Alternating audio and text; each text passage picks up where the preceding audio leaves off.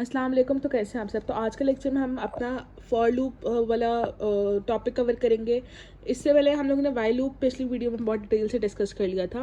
अच्छा, जब मैंने आपको वाइल लूप पढ़ाया था तो मैंने आपको एक चीज़ बताई थी कि हमारे पास दो चीज़ें होती हैं पाइथन के अंदर बेसिकली। एक होता है डिसीजन मेकिंग और दूसरा होता है लूपिंग कंस्ट्रक्ट्स। तो जो डिसीजन मेकिंग होता है ना, उसके अंदर हमारी स्टेटमेंट जो हम पहले पढ़ चुके हैं, if else, if L if else, if statement, ये सारी आ जाती हैं। डिसीजन मेकिंग में बेसिकली होता ये है कि डिसीजंस बनाए जाते हैं, मतलब आपके पास कंडीशंस होती हैं और आपको उसके अंदर से कोई एक कंडीशन जो ट्रू होती है उसके अकॉर्डिंग आप बेसिकली आपका रिजल्ट आता है। लेकिन जो लूपिंग कंस्ट्रक्ट्स होते हैं ना, वो रेपिटेशन होती है कि आपकी कंडीशन जब तक ट्रू है आपको तब तक आंसर मिलता रहेगा। ठीक है। तो फॉर लूप भी वाइल लूप की तरह ही है, इसमें भी रेपिटेशन होती है बट बहुत डिफरेंस है इन दोनों में। अच्छा जी, तो a for loop repeats a block of code a specific number of times. For loop के अंदर स्पेसिफिक नंबर ऑफ टाइम्स जब आपका ब्लॉक ऑफ कोड रन होता है। ठीक है। मैं फॉर लूप और वाइल लूप का एक डिफरेंस के भी एक वीडियो बना दूंगी। ठीक है। जिसमें आप लोगों के लिए इजी हो जाएगा कि आप लोगों को पता चल जाएगा बेसिक डिफरेंस क्या है दोनों में। और इन दोनों में से कुछ एमसीक्यूज आते हैं जो कि बहुत कंफ्यूजिंग होते हैं और पता ही नहीं चलता कि वो फॉर लूप है या वो वाइल लूप है। It is commonly used to iterate over a sequence like a list, tuple और string। ठीक है। आइट्रेट ओवर सीक्वेंस का क्या मतलब है? मैंने आप लोगों को आइट्रेशन का पहले बताया था। वाइल लूप में हमने बहुत डिटेल से आइट्रेशन के बारे में डिस्कस किया था कि व्हाट इज आइट्रेशन। अच्छा, बेसिकली आइट्रेशन का मैं पिछले लेक्चर में काफ़ी डिटेल से डिस्कस कर लिया था बट मैं आपको इस लेक्चर में थोड़ा सा ओवरव्यू दोबारा दे देती हूँ। अगर आइट्रेशन को आपने डिटेल से आपको डिटेल एक्सप्लेनेशन चाहिए तो आप फॉर लूप वाली वीडियो में देख लो, उसमें आपको डिटेल एक्सप्लेनेशन मिल जाएगी। अच्छा, आइट्रेशन में बेसिकली दो चीज़ों के नाम होते हैं, रेपिटेशन और साइकिल्स।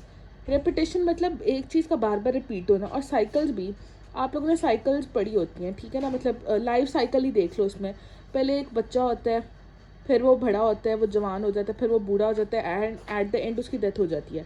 तो इस तरह जितनी भी लाइफ साइकिल्स होती हैं, प्लांट साइकिल्स होती हैं, ह्यूमन साइकिल होती है, एनिमल साइकिल्स होती हैं, बर्ड साइकिल होती है, मतलब हर चीज़ की एक साइकिल होती है। इन्वायरमेंटल साइकिल होती है।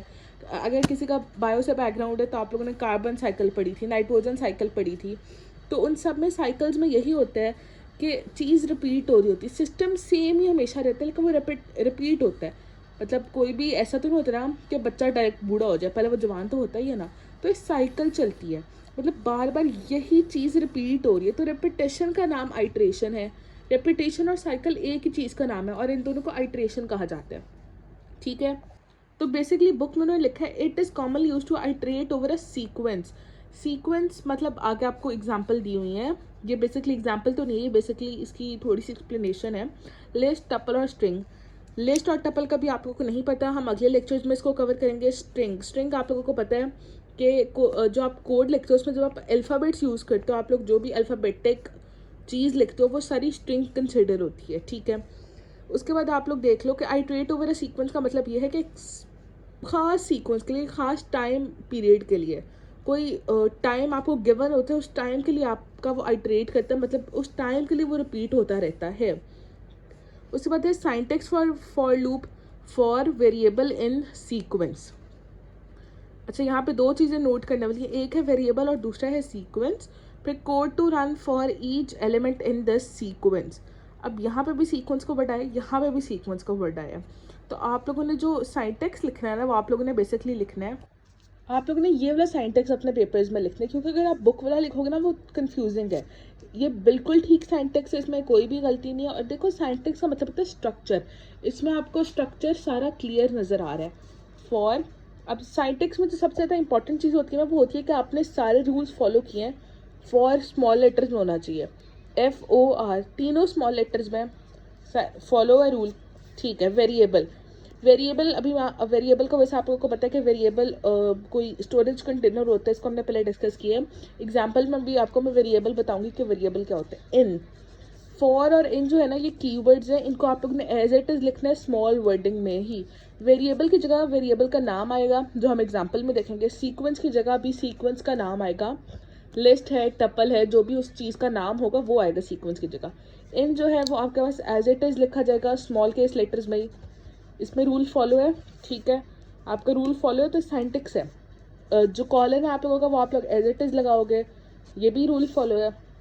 कोड टू रन, अब यहाँ पे रूल क्या होना चाहिए था, इंटेंडेशन। इंटेंडेशन का मैंने पिछले लेक्चर में बहुत ज़्यादा डिटेल से बताया है। इंटेंडेशन का मतलब होता है गैप देना, और मैंने आपको बार बार हर लेक्चर में कहा है कि इंटेंडेशन में जो गैप देते हो ना, उसको इतना रखा करो कि वो एक इंसान को क्लियर नज़र आ रहा हो।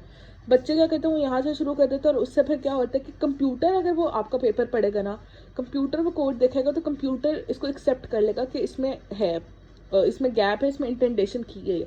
लेकिन क्योंकि गलतियाँ इंसानों से होती है, रोबोट से नहीं होती, तो अगर आप यहाँ से लिखना शुरू करोगे तो इंसान कहेगा, जो भी आपका चेकर होगा, क्योंकि वो इंसान ही है ना, तो कहेगा कि इसने बिल्कुल नीचे से लिखा, इसने इंटेंडेशन नहीं किया, इसको साइंटेक्स नहीं आता, नंबर काट लो। तो इंटेंडेशन में गैप ये भी नहीं कि आपने यहाँ से शुरू करना है, अपने ज़्यादा एक फिंगर का कम से कम गैप हो जो नज़र आ रहा हो, ठीक है। तो आप साइंटेक्स देख लो, for variable in sequence colon code to run. इसमें फॉर एज इट इज़ लिखा जाएगा प्रोग्राम में, इन भी एज इट इज़ लिखा जाएगा, जो कॉलन है वो भी एज इट इज़ लगाया जाएगा, और इंटेंडेशन भी एज इट इज़ होगी। तो 4 चीज़ें हैं जो आप लोगों ने एज इट इज़ लिखनी है फॉर लूप के प्रोग्राम्स में। अच्छा, अब ये बुक वाली एग्जांपल समझो। Say hello to each friend in the list. Friends Ahmad, Ali, Hasan, ये 3 फ्रेंड्स हैं। फॉर, देखो फॉर इन्होंने हाईलाइट किया हुआ, आप लोग पेपर में प्रेजेंटेशन अच्छी करने के लिए कर सकते हो, नहीं करोगे तो मार्क्स डिडक्ट नहीं होंगे। आप लोग जब इसको परफॉर्म करते हो ना प्रैक्टिकल के तौर पे, तो आप लोग इसको फॉर को अगर हाईलाइट नहीं करते ना, तो वो एज इट इज़ उसको सिस्टम खुद ही हाईलाइट कर देता है अगर आप इसको एज इट इज़ लिखोगे। फॉर फ्रेंड इन फ्रेंड्स, अब इसमें से जो फ्रेंड है ना, ये आपने वेरिएबल बनाया। अच्छा देखो, सीक्वेंस हमने जब ऊपर पढ़ा था तो उन्होंने कहा था लिस्ट, टपल और स्ट्रिंग। ये बेसिकली एक लिस्ट है। लिस्ट का टॉपिक 2 पेजेस बाद आएगा, तो उसमें हम डिस्कस कर लेंगे, डिटेल एक्सप्लेन कर लेंगे कि व्हाट इज़ अ लिस्ट। ये बेसिकली एक लिस्ट है, और लिस्ट का जो वेरिएबल है ना, वो उसने फ्रेंड्स दिया है, और आपकी बुक में फॉर लूप में इस फ्रेंड्स को उन्होंने सीक्वेंस का नाम दिया, ठीक है। For friend in friends. अगर आप कंफ्यूज हो रहे हो ना कि यहाँ पे फ्रेंड है, यहाँ पे फ्रेंड्स है, पहले फ्रेंड्स आएगा, फ्रेंड आएगा, नीचे क्या आएगा, ऊपर क्या आएगा, तो आपको मैं एक इजी एग्जांपल दे देती हूँ, आप वो लिख लो। फ्रेंड्स अहमद, अली, हसन। बुक में आपको यही नाम लिखा है, मैंने यहाँ पे भी यही लिख दिया है। फॉर जे, यहाँ पे जो जे है ना, बेसिकली एक वेरिएबल है। वेरिएबल के रूल्स में हमने देखा था कि उसमें अल्फ़ाबेट्स यूज़ हो सकते हैं, नंबर्स हो सकते हैं, अंडरस्कोर हो सकते हैं, तो कोई एक अल्फ़ाबेट भी वेरिएबल कंसिडर हो सकता है। मैंने आपको तब भी बताया था कि वेरिएबल मीनिंगफुल ना भी होना तो कोई इतना बड़ा मसला नहीं है। तो जे वैसे जो मोस्टली यूज़ करते हैं ना वो बच्चे, और जो टीचर्स करवाते हैं वो आई यूज़ करवाते हैं, लेकिन कोई भी हो सकता है, जे, के, एल, एम, ए से लेकर जी तक, स्मॉल केस, कैपिटल केस, कोई भी हो सकता है। फॉर जे इन फ्रेंड्स, यहाँ पे मैंने एक चीज़ साइंटेक्स में गलती की, और वो है कॉलन नहीं लगाया, ठीक है। और इंटेंडेशन की है फॉर इन, वैसे ही है, कॉलन वैसे ही है, और इंटेंडेशन भी, तो हमने 4 चीज़ें फुलफिल कर लिया, हमारा साइंटेक्स बिल्कुल ठीक है। प्रिंट हाई कॉमा जे, अगर मैं जे के साथ भी यहाँ पे लगा दूँगी ना, अच्छा तो मैं आप लोगों को बता रही थी, अगर मैं जे के साथ भी अपॉस्ट्रॉफी और वो कोटेशन मार्क्स लगा दूंगी ना, तो जे एज इट इज प्रिंट हो जाएगा। लेकिन हमें जे यहाँ पे ये वाला जे चाहिए, जो हमने ऊपर वेरिएबल बनाया है, हमें वो वाला जे चाहिए, तो इसीलिए हम यहाँ पे कोई भी मार्क्स नहीं यूज़ करेंगे। हाय, अब ये बेसिकली कैसे होगा, यहाँ पे पहले आपको लिखा नज़र आएगा हाय अहमद, फिर होगा हाय अली, और इसी तरह हाय हसन। ये आपको इस तरह पहला, दूसरा, तीसरा, ये बार बार आपको पहले इसके साथ, फिर इसके साथ, फिर इसके साथ, अगर और नाम होते तो आपको और लोगों का लिखा नज़र आता, अगर आपका सिर्फ एक नाम होता तो आपको सिर्फ एक के साथ लिखा नज़र आता, ठीक है।